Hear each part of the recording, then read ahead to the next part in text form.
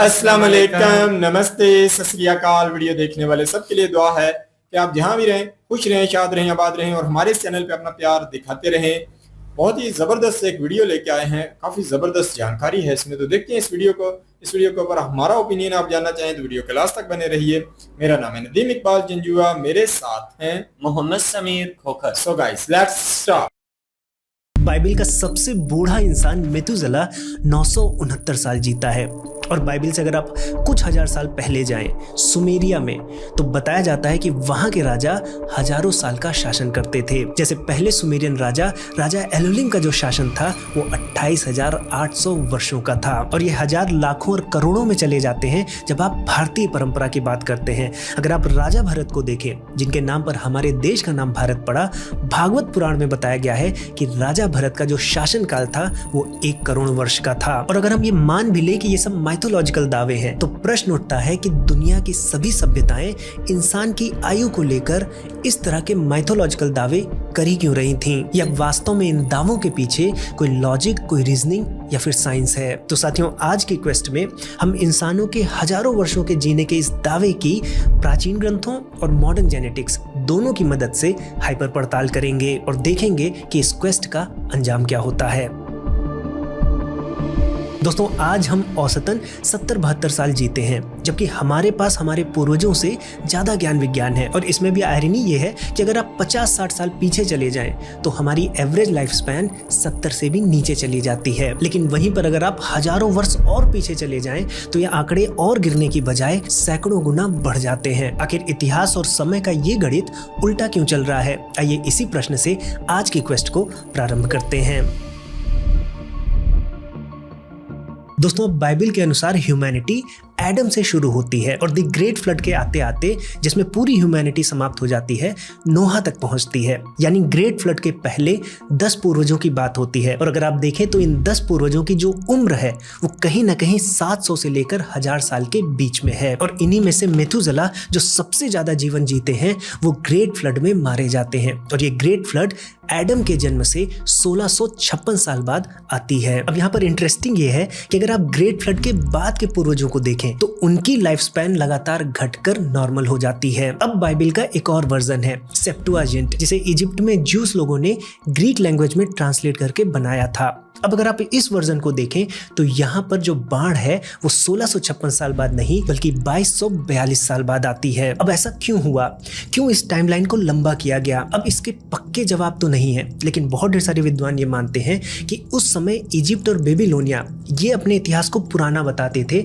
तो हो सकता है कि जिन लोगों ने इस वर्जन को प्रोड्यूस किया वो अपने आप को उतना ही पुराना बताना चाहते हों। लेकिन यहाँ पर एक इंटरेस्टिंग चीज घटती है। इस एडजस्टमेंट के चक्कर में मेथुसेला की जो स्टोरी है वो बिगड़ जाती है। सेप्टुअजिंट में मेथुसेला बाढ़ के 14 साल बाद मरते हैं, जो कि इम्पॉसिबल है क्योंकि उस बाढ़ में पूरी ह्यूमैनिटी मर गई थी और नोहा की बोट पर मेथुसेला थे ही नहीं। और अब आप बाइबिल का एक तीसरा वर्जन देखिए। ये वर्जन है समैरिटन्स पेंटाट्यूक। समैरिटन्स एक कम्युनिटी थी जो बाइबिल की पहली 5 किताबों को मानती थी। उनके वर्जन को अगर आप देखेंगे तो वहां पर मेथुसेला केवल 720 साल जीते हैं। और इस वर्जन में जो ग्रेट फ्लड है वो एडम से केवल 1307 साल बाद ही आ जाती है। साथ में यहाँ पर मेथुसेला के साथ साथ यारेद और लामेक ये दोनों भी ग्रेट फ्लड में ही मरते हैं, जबकि बाइबिल के हिब्रू वर्जन में ऐसा नहीं होता। अब आप सोचिए, एक ही किताब 3 अलग अलग वर्जन और तीनों में 3 अलग अलग कहानियां। ये कोई कमजोर मेमोरी के कारण नहीं होता, यहाँ पर हमें कुछ पर्पसफुल एडिटिंग दिखती है। तो बाइबिल में जो आंकड़ों के साथ हुआ वो तो हमें समझ में आ गया, लेकिन फिर वो 28,800 साल वाले दावे का क्या? क्योंकि सुमेरियन राजा तो बाइबिल से भी पुराने हैं। आइए इस क्वेस्ट को आगे बढ़ाते हैं। अब दोस्तों, सुमेरियंस ने भी अपने राजाओं की एक लिस्ट बनाई थी और इंटरेस्टिंगली यहाँ पर भी एक बाढ़ का वर्णन आता है जो उन राजाओं की लीनियज को डिवाइड करता है। और जैसा हमने बाइबिल में पैटर्न देखा उसी तरह से यहाँ पर भी बाढ़ के जो पहले के राजा हैं उनका शासनकाल हजारों वर्षों में जाता है, लेकिन बाढ़ के बाद के जो राजा हैं उनका शासनकाल धीरे धीरे घटकर नॉर्मल हो जाता है। तो बाइबल में ये पैटर्न कहां से आया, इसका हमें एक सुराग मिल जाता है। लेकिन सुमेरियन लोग हजारों वर्षों के इस दावे को कर ही क्यों रहे थे, तो इसका जवाब छिपा है उनके गिनने के तरीके में। वो 10 के हिसाब से नहीं गिनते थे, वो 60 के हिसाब से गिनते थे और उनके पास एक स्पेशल यूनिट थी जिसे वो सार कहते थे और ये सार 60 × 60 होता था, यानी 3600। और अब आप राजा एलोलिम का शासनकाल देखेंगे तो सुमेरियन मैथमेटिक्स पर ये फिट बैठता है 28,800। इसको अगर आप 3600 से डिवाइड करें तो आपको मिलेगा 8 सार। और एग्जैक्टली यही बात दर्ज है कि राजा एलोलिम का जो शासनकाल था वो 8 सार का था, यानी उनकी लिस्ट में जो यूनिट है वो सार है। और अगर हम उसको अपने डेसिमल सिस्टम में लाएंगे तो नंबर्स बहुत बड़े हो जाते हैं। और इसके साथ साथ इस लिस्ट में एक और रहस्य छुपा है। 1939 में टॉर्किल्ड याकोब्सन नाम के एक स्कॉलर ने जब इस लिस्ट पर रिसर्च किया तो दिखा कि इसमें एक ग्रामेटिकल एरर भी है। लेकिन ये ग्रामेटिकल एरर बाढ़ के पहले वाले हिस्से में तो है, लेकिन बाढ़ के बाद वाले हिस्से में नहीं है, जिसका सीधा सा मतलब है कि बाढ़ के पहले वाला हिस्सा मिलावटी है। शायद ये कोई पॉलिटिकल स्ट्रैटेजी थी इस बात को साबित करने के लिए कि सत्ता बहुत दिनों तक एक राजा के पास हमेशा से आती आई है। तो दोस्तों, हमने 2 सभ्यताएं देखी, 2 पड़ोसी सभ्यताएं और एक ही तरह के ढांचे। पहले बड़ा नंबर, फिर बाढ़, फिर छोटा नंबर। लेकिन इंसानों के ज्यादा जीने के दावे और भी दूसरी सभ्यताएं करती हैं जो इनके डायरेक्ट कांटेक्ट में नहीं थी। इसलिए हमें इस क्वेस्ट पर और भी सबूत बटोरने होंगे। तो साथियों, बाइबल और सुमेरियन किंग्स लिस्ट में लाइफ स्पैन समय के साथ लगातार घटती है। अब आप भारत में आइए।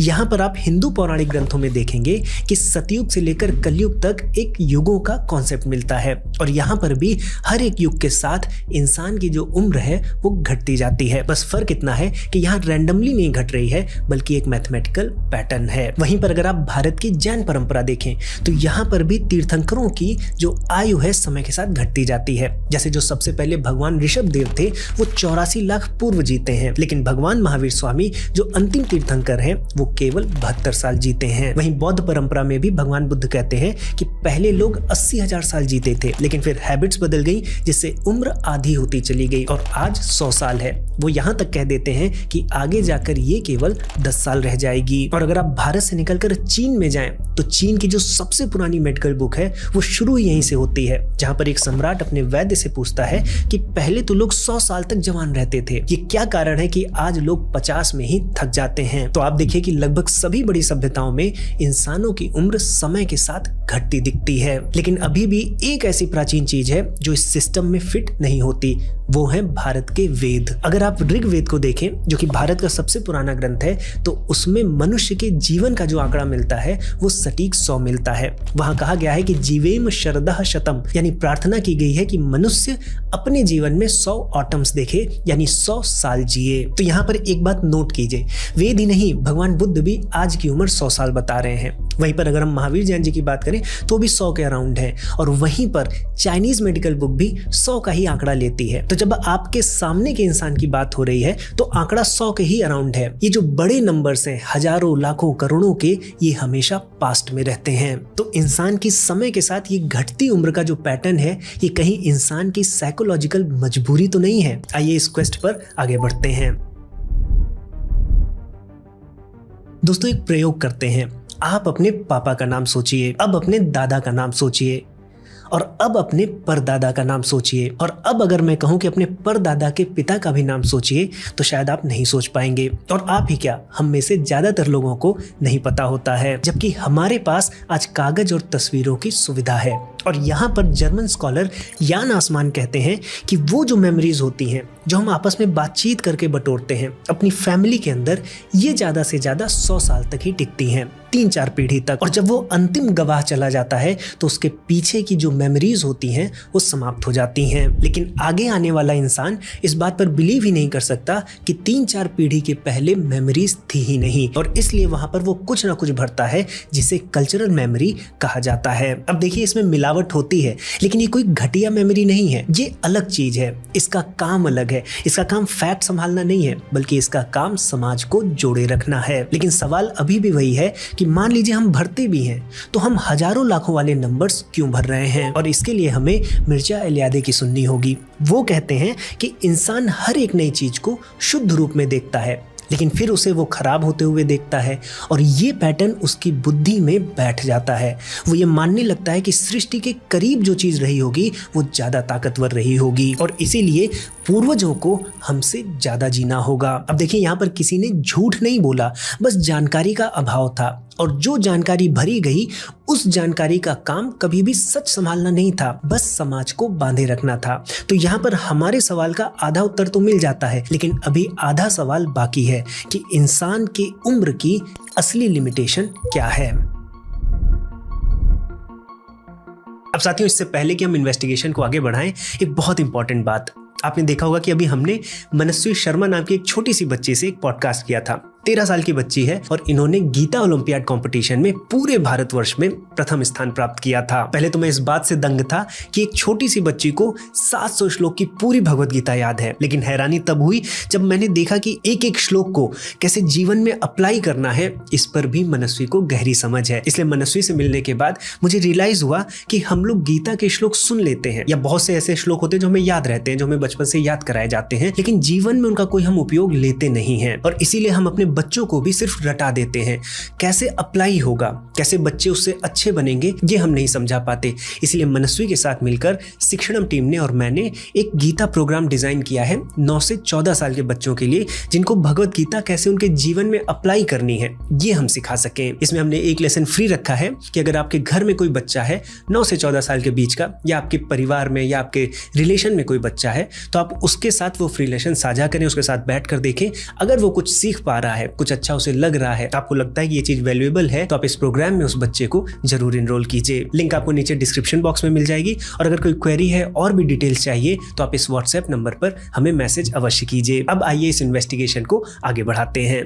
दोस्तों, अब तक प्रमाणित सबसे लंबी इंसानी उम्र 122 साल है, और ये रिकॉर्ड फ्रांस की जीन कैलमेंट के नाम है, जो 1875 में पैदा हुई थी और 1997 में उनका निधन हो गया। अब अगर हम ह्यूमंस की एजिंग पर मॉडर्न साइंस को देखें, जेनेटिक्स के अनुसार हमारे डीएनए पर एक केमिकल सिग्नेचर लगा होता है, और ये सिग्नेचर हमारी उम्र के साथ एक तय तरीके से बदलता रहता है। यानी अगर आप किसी सेल में डीएनए के सिग्नेचर की स्टडी कर लें, तो उस सेल की जो लगभग उम्र है वो आपको पता चल जाएगी। और इसमें इससे भी कमाल की बात यह है कि जब लैब में एक बूढ़ी सेल को उसकी इनिशियल स्टेट में ले जाया गया, तो ये जो डीएनए क्लॉक थी वो भी 0 पर चली जाती है। अब ये लैब के अंदर तो कर दिया गया, लेकिन क्या ये मनुष्य के शरीर के अंदर किया जा सकता है? और इसी को चेक करने के लिए 2016 में चूहों पर एक प्रयोग किया गया। देखिए, डीएनए में 4 जीन्स ऐसे होते हैं, अगर उनको एक्टिवेट कर दिया जाए तो कोई भी सेल अपनी इनिशियल स्टेट में चली जाती है। अब पहले अटेम्प्ट में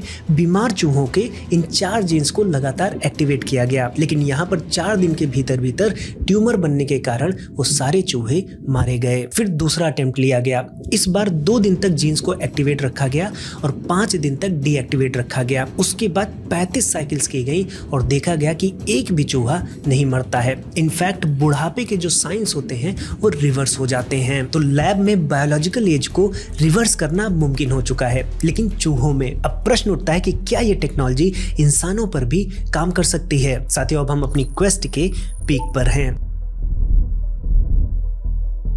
अब दोस्तों, हमारे शरीर में कुछ ऐसी सेल्स पाई जाती हैं जो अपने आसपास के हेल्दी सेल्स में सूजन बढ़ाने वाले केमिकल्स छोड़ती हैं। इन्हें ज़ॉम्बी सेल्स कहा जाता है, और इन्हें खत्म करने के लिए कुछ मेडिसिन्स भी डेवलप की गई हैं, जिनका एक ट्रायल रन भी हुआ। इस टेस्टिंग में डायबिटीज से पीड़ित 9 लोगों को चुना गया जिनकी उम्र 50 से ज्यादा थी। उन पर टेस्ट रन हुआ, लेकिन रिजल्ट्स बहुत अच्छे नहीं थे। हाँ, ये ज़ॉम्बी सेल्स थोड़ा घटती हैं, लेकिन इसके बाद कुछ भी पॉजिटिव नापा नहीं जा सका। सिमिलरली एक और एक्सपेरिमेंट हुआ हुआ। इसमें रेपामाइसिन नाम की दवा का ह्यूमन ट्रायल किया गया। ये जो दवा है ये चूहों में उम्र बढ़ाती है, लेकिन इंसानों पर कोई सिग्निफिकेंट रिजल्ट नहीं मिला। तो टिल डेट आज तक कोई भी ऐसा एक्सपेरिमेंट नहीं किया जा सका है जो किसी भी इंसान की उम्र में 1 महीना भी बढ़ा सकता हो। और यहाँ पर हमें एक हाइपर क्वेश्चन करना होगा कि मान लीजिए अगर हम लैब में इंसान की उम्र को बढ़ा भी सकते हैं, बुढ़ापे को रिवर्स कर सकते हैं, तो ये चीज कुदरत ने क्यों नहीं की? क्यों नहीं कुदरत ने इंसानों को ज्यादा लंबा जीने वाला शरीर दिया?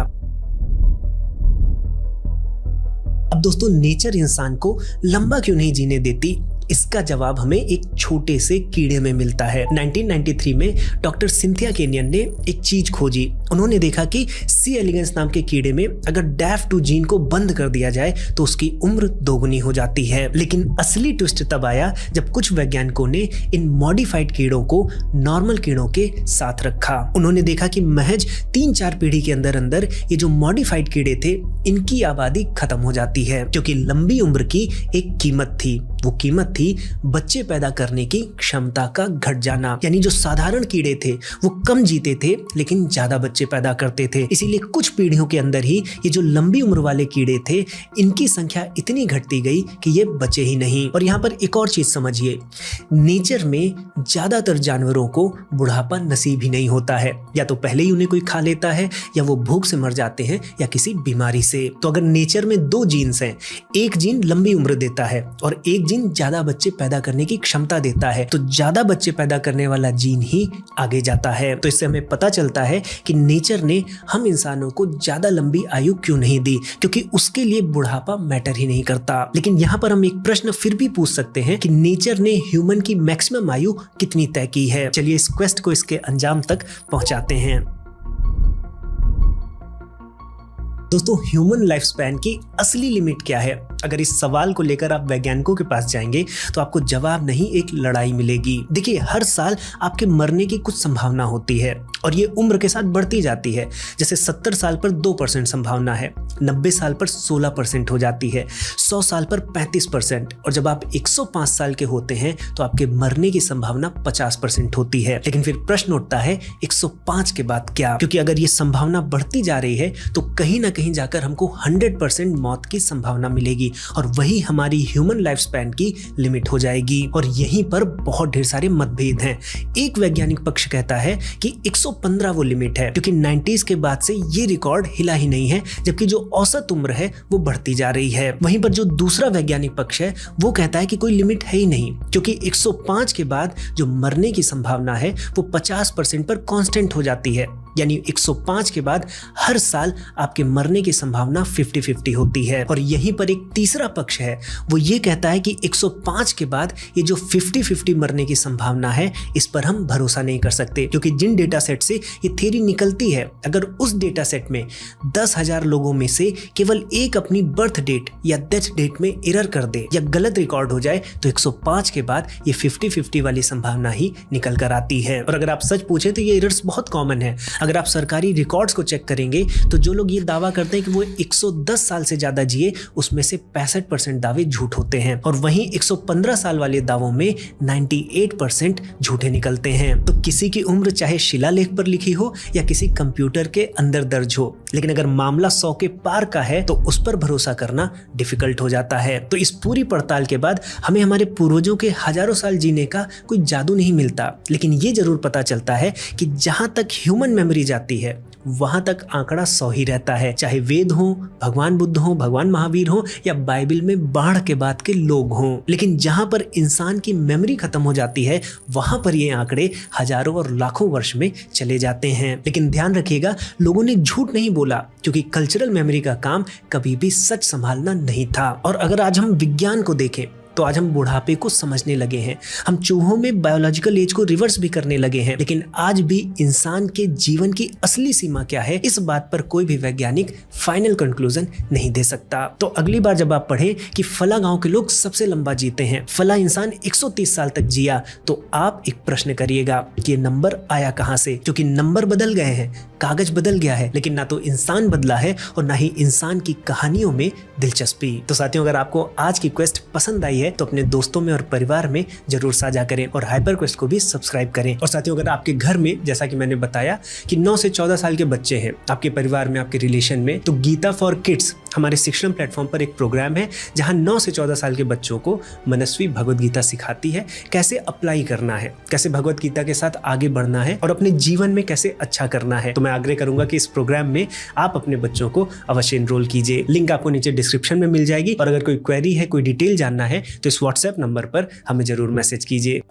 बहुत ही जी बहुत ही हैरान कौन। मैं ये समझता हूँ कि ये वीडियो तो रिएक्शन के लिए तो कम है और हमारे सीखने के लिए बहुत ज़्यादा ज़बरदस्त थी, क्योंकि अगर मैं भी इतिहास को बड़ा कह लो कि डीपली देखता रहता हूँ, इस बारे में मैं जानकारी हासिल करता रहता हूँ और देखता रहता हूँ कि इतिहास में क्या क्या और कैसे कैसे हुआ। और इसमें अगर देखा जाए तो बहुत सारी चीज़ें हमारे से परे थी। जैसे हम जो है इब्राहिमिक रिलीजन और इब्राहिमिक रिलीजन की जो किताबें हैं, हम ज़्यादातर उन्हीं को स्टडी करते हैं और उन्हीं की स्टडी के ऊपर हम जो है ज़्यादा पीछे की चीज़ों को ना हम समझते थे। और ये है कि आज जो है हमें सनातन के हवाले से भी काफ़ी, पहले हम सनातन को देख तो रहे हैं पर इतिहास के हवाले से जानकारी जो है इस लेवल की नहीं कि एज के हवाले से। तो बाकी ये है कि हम भी कहीं ना कहीं जो ये जो है आदम जो है उनके बारे में जो उनकी एज बताई जाती है वो वाकई हम भी उसी को मानते हैं। ये इन्होंने बिल्कुल ज़बरदस्त तरीके से जो है जो इब्राहिमिक रिलीजन की किताबों को स्टडी करके जो बातें की हैं, वाकई इन्होंने ऑथेंटिक बातें की हैं। बहुत ज़बरदस्त नॉलेज है भाई साहब के पास। और हम भी अगर देखें तो इन एजेस को पहले हमने इसी तरीके से जानना है। बाकी ये जो मेन बात आ जाती है कि जो सनातन के अगर जो इतिहास को अगर देखें तो वहाँ हमें काफ़ी ज़्यादा हैरानकुन जानकारी मिलती है। वहाँ इन्होंने बताया कि 28,000 साल की एज भी जो है सनातन के पूर्वजों में जो है पाई जाती थी। तो ये मुझे पहली बार ही पता चला है। बाकी ये है कि वो कैसे होता था, वो कैसे उनकी एज इतनी ज़्यादा थी, तो वो कहीं ना कहीं इस वीडियो के माध्यम से भी इतनी आसानी से समझने का मौका नहीं मिला। बाकी मैं यही समझता हूँ कि जैसे हमने कहीं ना कहीं स्टडी हासिल की हुई है कि वाकई अगर देखा जाए कि लंबे पिछले अरसे को अगर स्टडी करें तो वाकई ये देखने के लिए मिलता है कि आयु वाकई पहले बहुत लंबी हुआ करती थी। लोग जो है बहुत लंबी आयु तक जीते थे और बहुत सारे कार्य जो है दुनिया में करते थे। बाकी ये है कि आज अगर देखा जाए तो आज की अगर 100-150 साल पीछे चले जाएं तो हैरान कौन है। जहां भी देखा जाए जैसी जैसी भी स्टडीज आ रही हैं, रिसर्चेज हो रही हैं, तो इंसान की एज जो है ज्यादा लंबी नहीं चलती। बाकी इन्होंने जो बताया 122 साल एज जो है हमारे पास, जिसकी ऑथेंटिक जानकारी जो मौजूद है वो 122 साल की है। बाकी आज भी अगर स्टडी करूं, बहुत सारे मुल्कों को मैंने ना उनके ऊपर जो रिसर्चेज आ रही हैं तो मैं उनको स्टडी करता रहता हूं। तो मैंने जापान के हवाले से देखा है कि उनकी आयु आज भी अगर देखा जाए दुनिया भर के जो दूसरे ममालिक है उनसे काफी अलग है। बाकी उन्होंने अपने बीच में जो जीवन है वो बहुत ही जबरदस्त स्ट्रिक्ट रखा हुआ है। उन्होंने अपनी एज को लंबा अपने कामों की वजह से रखा हुआ है। तो अगर आज से अगर पीछे चले जाएं, जैसे इन्होंने आदम के बारे में बताया, नूह अलैहिस्सलाम के बारे में बताया, तो वाकई उनको देखा जाए तो वो जो लोग थे उनकी जो कह सकते हैं रहन सहन थे वो आज भी जापानी लोगों को अगर देखा जाए तो उनसे बड़ा मेल खाते हैं। वो लोग जो है डाउन टू अर्थ थे। वो कहीं ना कहीं अपने हाथों से पैदा की हुई चीजें खाया करते थे, मेहनत किया करते थे, कामकाज किया करते थे, स्ट्रगल थी उनकी। वो जंगलों में ज्यादातर रहा करते थे, एनवायरनमेंट के वो बहुत नजदीक थे, तो इसलिए उनकी लंबी एज का हमें कुछ ना कुछ आइडिया तो होता है।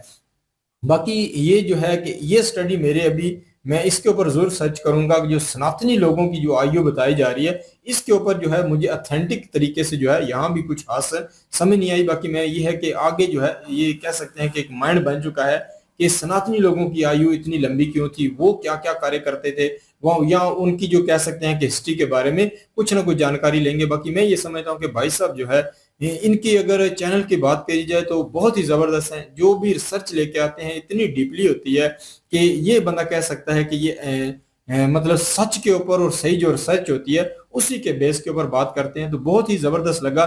डीएनए के हवाले से जो इन्होंने बातें सामने रखी हैं वो मेरे लिए नहीं थी, मैंने खुद भी बहुत कुछ सीखा है।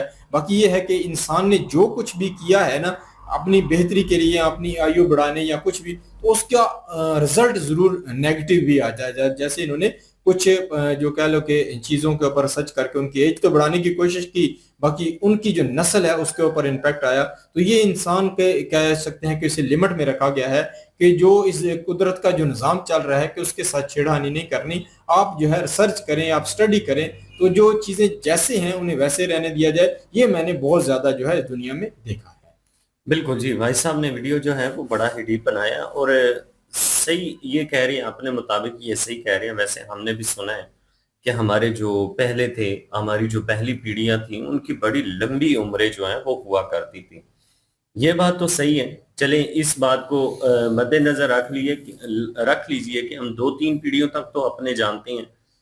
हम अपने दादा, उनके जो परदादा कह लें अपने, उन तक तो हमें पता है कि उनकी एज कितनी है। अब हमारी दादी जो है वो 100 से ऊपर गई है।